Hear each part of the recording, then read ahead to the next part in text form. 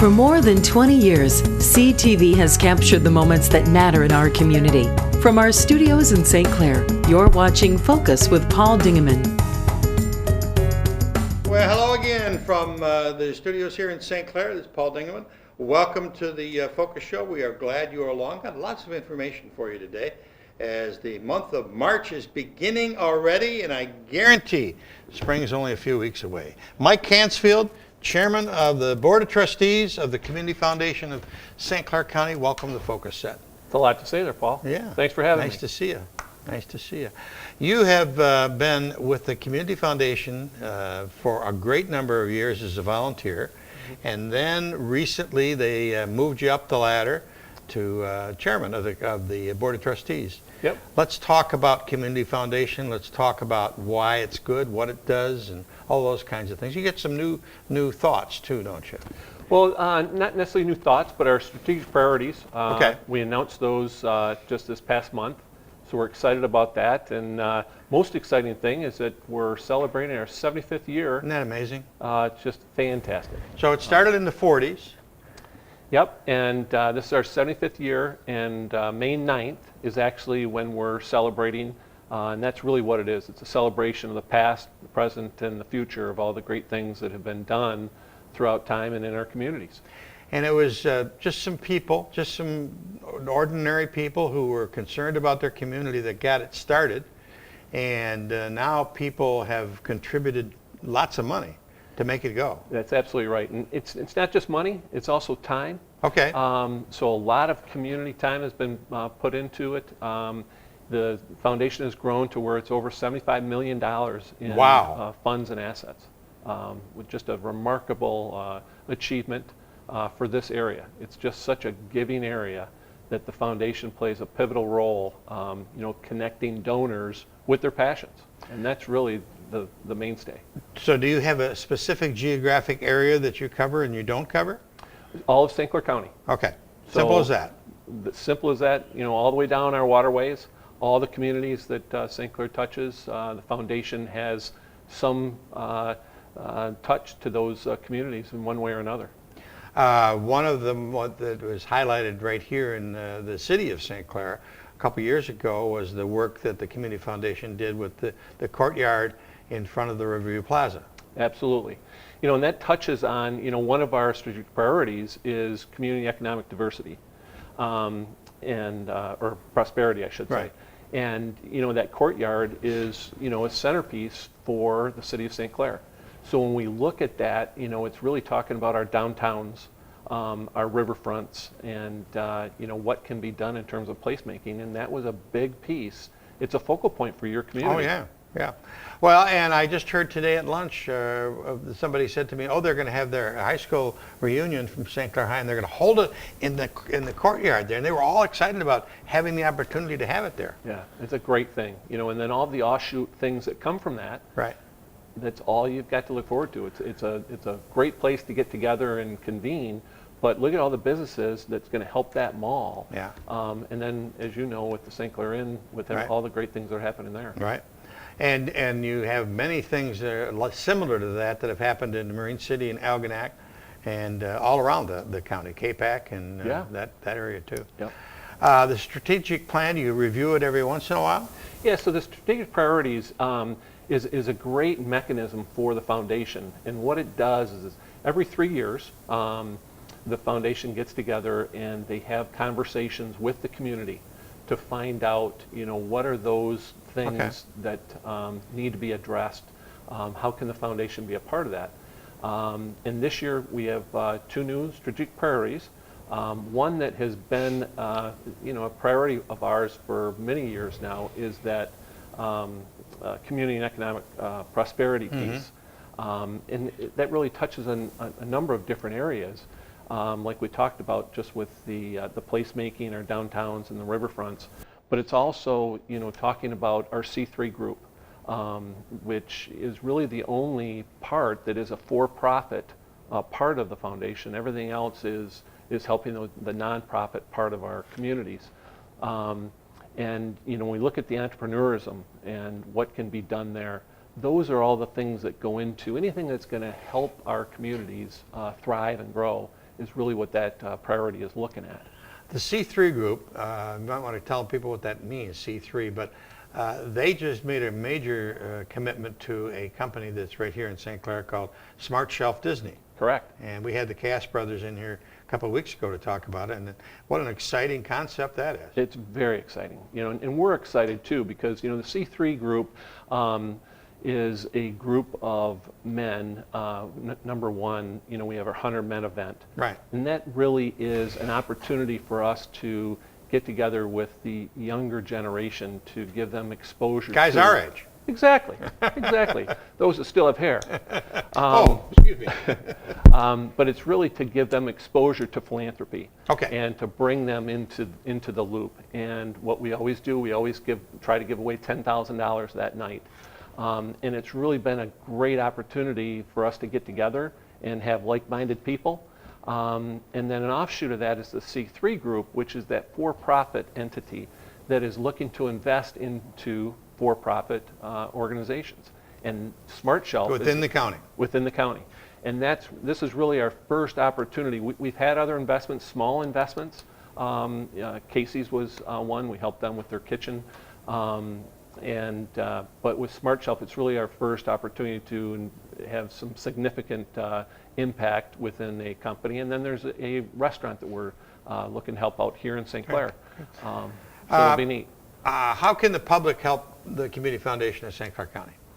The community can help by, the foundation runs through, there's 250 funds that have been established. And those are, the vast majority of those dollars that we talk about, the $75 million, are donor designated funds, where they want to make sure those funds go into those particular areas. Some are music, some are art, some are... Absolutely. Whatever. Yep. And, the strategic priorities, we talked about the community economic growth and prosperity, and the other is our college, career, and life success. And that's kind of changed over time in that, we had early childhood development was part of that in years past. And we've tried to focus in on what happens after high school. Okay. And, with those two priorities, it's hard to understand, but there's very little dollars that the foundation has the opportunity to have discretionary funding for. So really what the community can do is when they are thinking about things that they want to do, is to have the conversation with Randy and with Jackie and say, you know what, I just want to do good in our community. And they can kind of help. They can direct you. And direct you. And by giving them the opportunity to have a broader perspective of where you want to put those funds will help them so that there's more funds that are going into that discretionary funding instead of that donor designated Right. side of things. Well, we hadn't had you in at all, I don't think, ever before, but No. we certainly had representatives of the Community Foundation, but I thought it was important to bring people up to date on where you guys are in your 75th anniversary. Pretty cool. It's very cool. Yeah. Very Mike, exciting. Thanks for coming in. Did we miss anything? Paul, I think we did a great job. Good. Thanks for having me. All righty. Coming up next, a new group up in Port Huron is going to be Patrick Patterson, right? Yes. Yeah, that's Yep. his name. I finally got a name right. We'll be right back with that special guest. Thanks, Paul. Okay.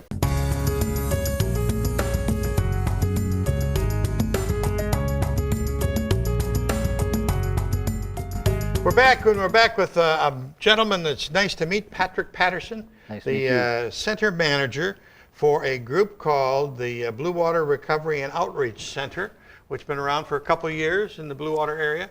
Welcome to the Focus Set. Talk to me about the center. Talk to me about you.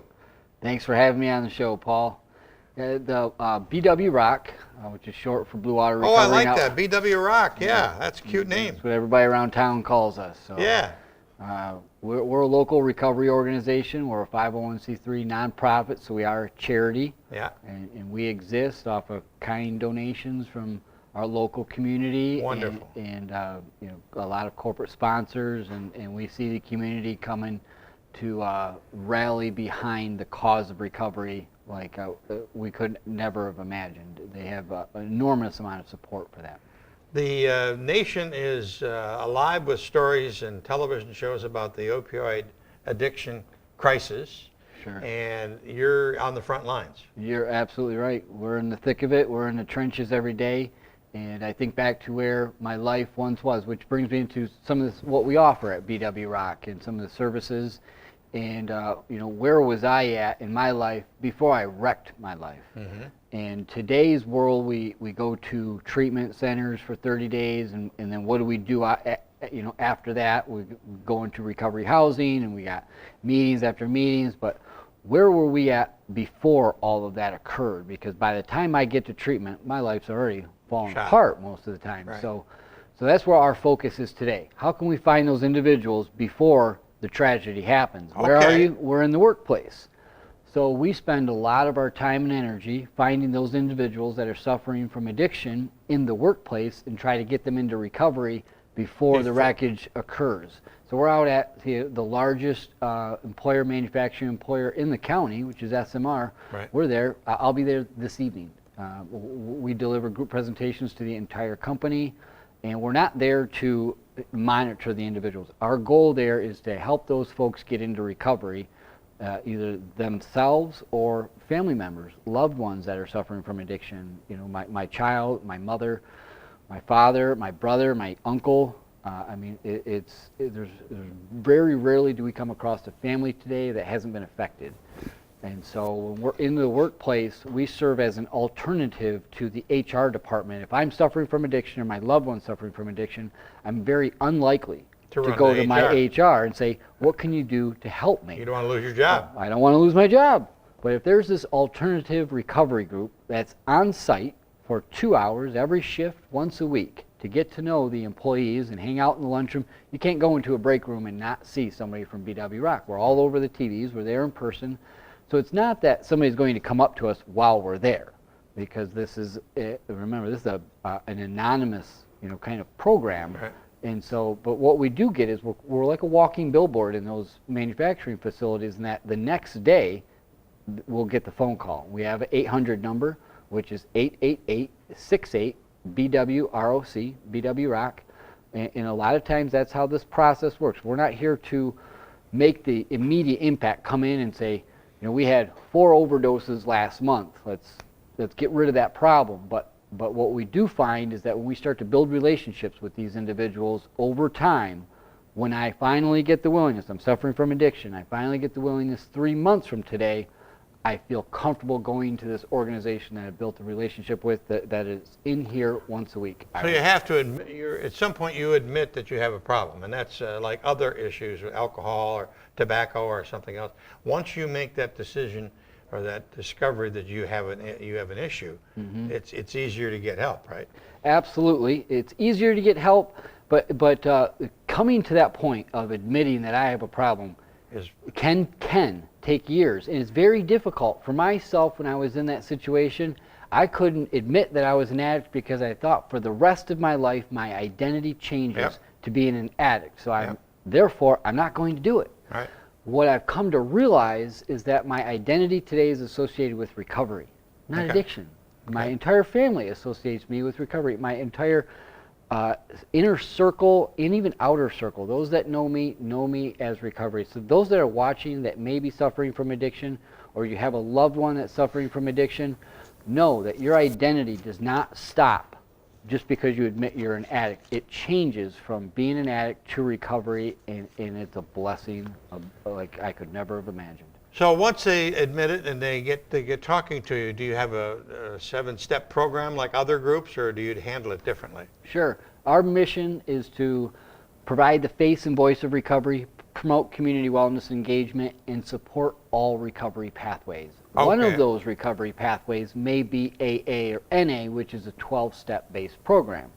But if you're not a spiritual individual, that's okay. We will support mind, body, spirit, or more of a Buddhist approach, or a Bible study. Whatever pathway is, because there are multiple pathways. We're going on a campaign right now where we're featuring one individual every week that's in recovery. We're starting a new TV series called Recovery Happens. and we're going to feature one individual to share their journey on how Wonderful. they got into recovery. Wonderful. Because there's 50 different pathways that people have used to get into recovery. Where are you going to air the TV?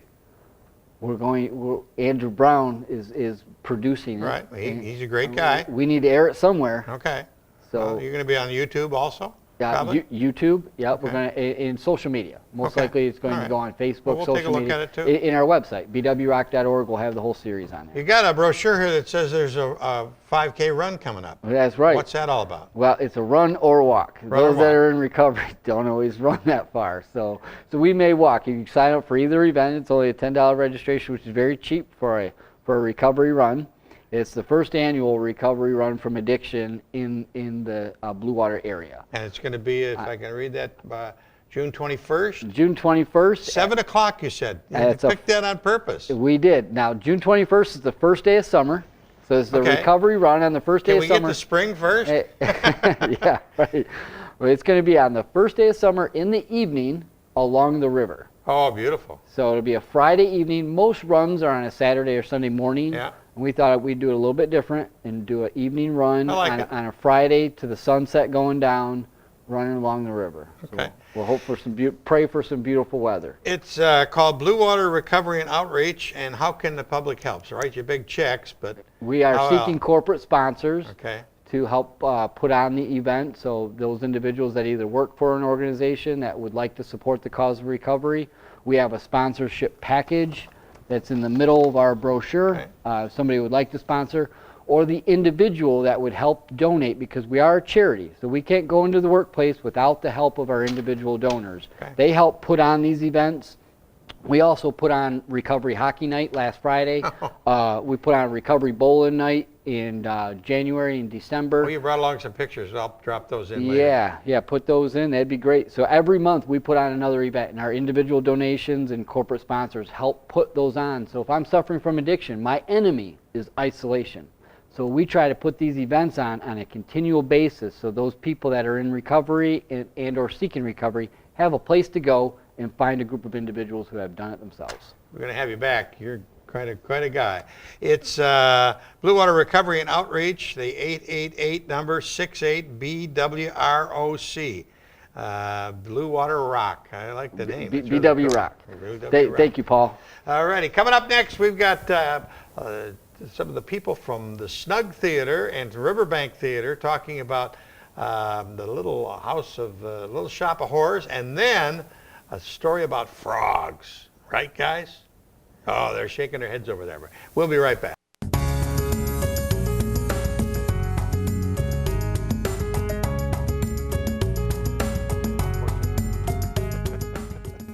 We're back, and my next guest has a problem. He has to look at me during the show. Mr. Edmund. Edmund. Nice to see you.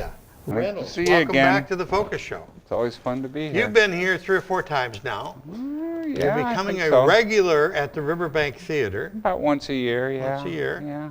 Directed a few Saw you things. in the grocery store the other night. I did see you We there. were Yay, Neiman's. yeah, we were both have assignments. Go get some bananas and milk.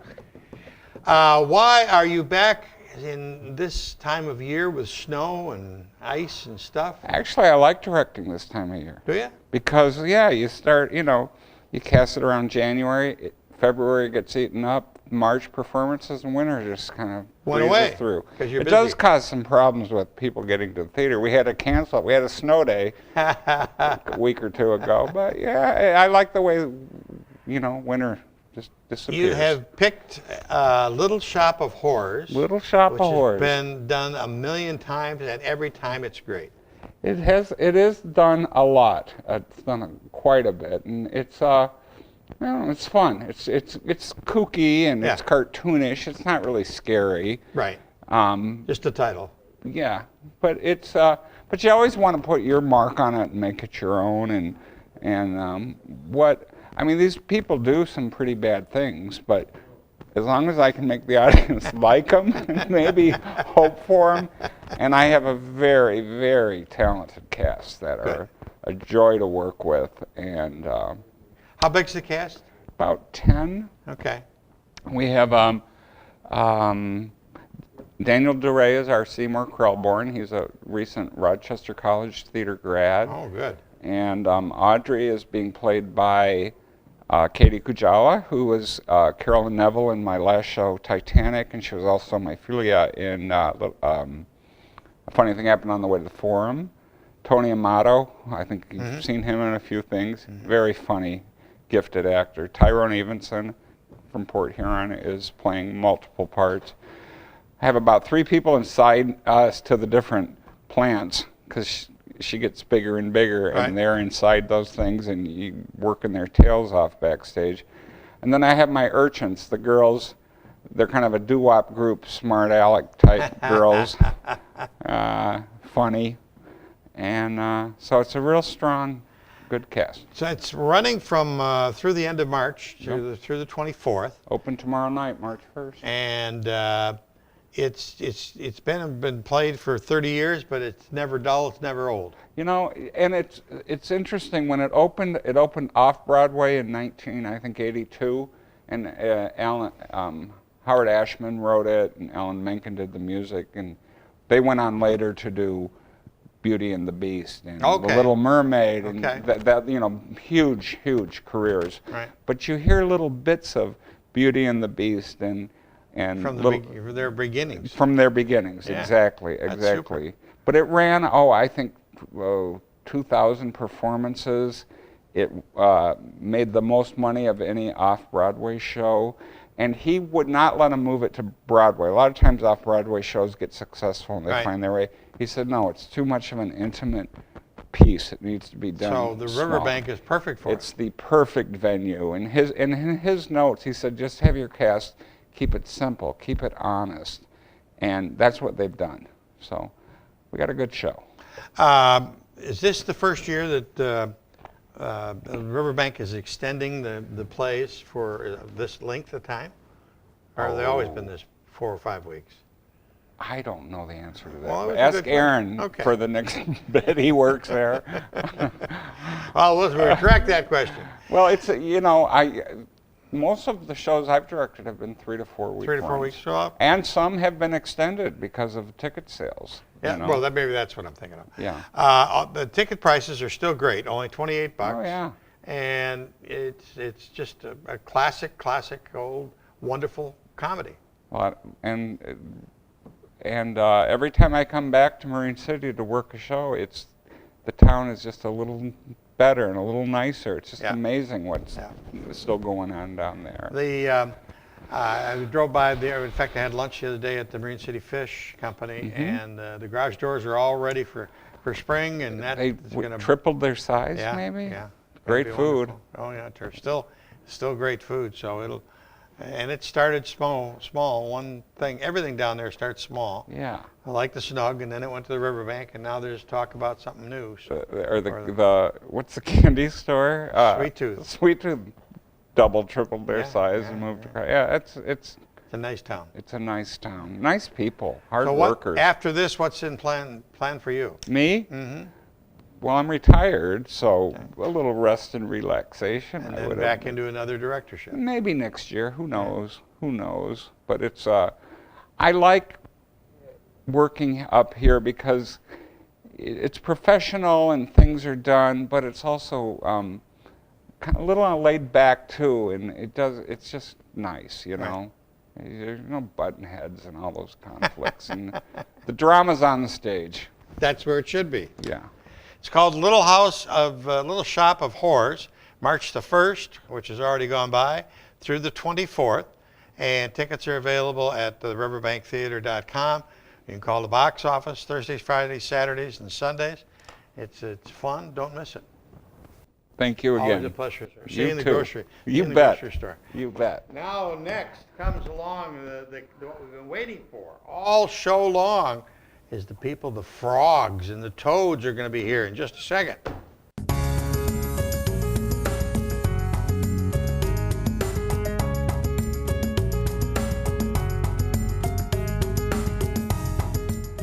We are back, and we've got a nice group of people to talk to from the Snug Theater because there's a great play coming up. We want to hear all about it. Joining us first is the director, Mr. Smith. Nice to see you. Aaron Mr. Smith. Dingerman, good to First see off, you again. congratulations on the new addition to your family. Thank you very You much. and your wife. Thank you. I will send that on to her. How old is the baby now? She'll be 4 weeks on Monday. And we were talking before we started about how much sleep you're getting. Yes, last night we had 5 hours All straight. right, so all we'll right. Keep knocking on wood from good night's rest. Thank you, Aaron. Aaron, you brought along a couple gentlemen, Luke, did. and pronounce your last name, Luke. Hencherick. Hencherick. Okay, that's an Irish name, huh? No? Oh, it's not an Irish name. No. And Chris Larson. Nice to meet you. Nice to meet you too. What are these two gentlemen doing with you? Well, we have Frog and we have Toad here. We're doing a year with Frog and Toad at the Snug Theater, weekend of March 8th through the 10th. Okay. Doing 5 performances. Okay. And this is our Riverbank Performing Arts Academy. This is a new offering we offered this year called the Youth for Youth program. Youth for Youth. Youth for Youth, that's right. So our youth, our students, our advanced students, sign up and audition for the class, and then the shows that we perform are open to the community to bring youth. Okay. So the okay. show is perfect for kids of all ages. Okay, so if you're 90 years old, you can still come to the play. Absolutely. But what you're attempting to do is get some new, younger people interested in being a thespian. Absolutely. If that's what it takes, absolutely. Okay. I've got Frog. Who's the lead in this show, Frog or Toad? They kind of share it, don't you Kinda guys? share it? Yeah. Yeah. All right, well, let's start with Frog. Tell me about your role. Well, Frog, he's neighbors with Toad, Okay. and he's very happy Why is he happy? because he just loves life. Oh, okay. That's a good reason. Do you have a lot of speaking lines, or are you dancing, or are you singing? What are you doing in the play? We have speaking lines, and we're singing and dancing. Okay. All right. And Chris, what about you? You're the Toad. Yeah. Talk to me about your role. Well, Toad, through a lot of the movie, is kind of sad and out of it. He's not always happy to be where he is, because his clock's broken and he doesn't get any mail. And so usually he's not too happy. But then there's Frog, who's always there to cheer him up. And so they're good counterparts to each other to help each other get through the day. Sort of getting like people in life, right? Yeah, yeah. They're best friends, right? Yeah, Yeah. How many? You got a bunch of lines and songs and stuff?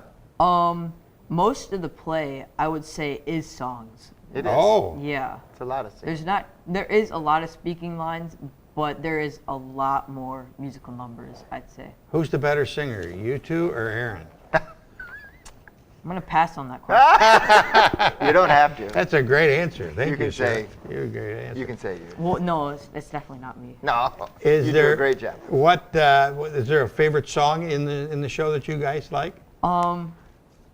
Not for me. I guess they're all just pretty good. Okay, Frog. My favorite song's probably Down the Hill. They're sledding down a hill, and Frog falls off the sled, and Toad's going down the hill alone.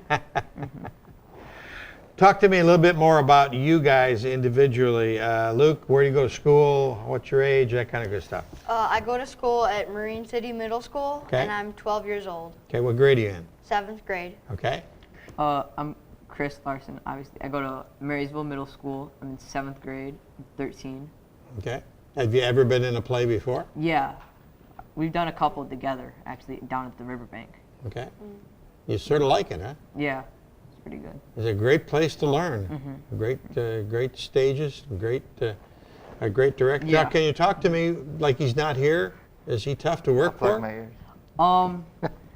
Well, there's some situations in which he does get kind of picky on the songs. He does critique that a lot, but he does have a lot of people there to help with the choreography and blocking and stage management overall. He specializes, I should say, in the songs, because he plays the piano. He helps get people learn their parts. He adds harmonies when he thinks they're good to be there. What are you going to do in the future? Are you going to take theater in high school and college? I'm hoping to. I mean, I don't know. Times change, so Right. can't predict too much. Luke, how about you? Well, he's a great director because it's really fun to work with him. And as Chris said, he's really good at like the songs because he helps you because he can play the piano. Have you And seen him dance? Good dancer too. Oh, brother. Don't look too closely. So how about you? What's the future going to hold for you? I don't really know. I'm thinking about taking acting in high school. Well, you got a couple years to worry about those Yeah, things, guys. But enjoy the play, and let's go through the hours and the Sure. days again of performance. And it's Sure. at the Snug. It's at the Snug, so it's a small, intimate venue, and it's March 8th at 7:30. March 9th, we're doing 3 shows, 1:30, 3 Oh. o'clock, and 4:30. Okay. And then on Sunday, the 10th of March at 3 o'clock. Okay. And it's a great show. It starts in the spring, like the title says, it's a year with Frog&Toad. It starts in the spring, goes to the summer, they go swimming, and then it goes through the fall, they're raking leaves, Christmas time, and then winter, and then back to spring again. And the show's 35 minutes, and it's great for Oh, children great. of all ages, so Great. come on out. Well, good luck, gentlemen. Thank you. You did well on a TV interview. So just keep watching this guy. You'll learn a lot. Okay. All right. Thanks much. See you, Aaron. Congratulations on the new Thank baby. you, Paul. Appreciate it. That's about it for this edition of the Focus program. Thanks very much for tuning in. Till next time, I'm Paul Dingeman. See you soon. Thanks for watching Focus with Paul Dingeman. Focus is produced at the CTV Community Television Studios in St. Clair. For over 20 years, CTV has captured the moments that matter to our community.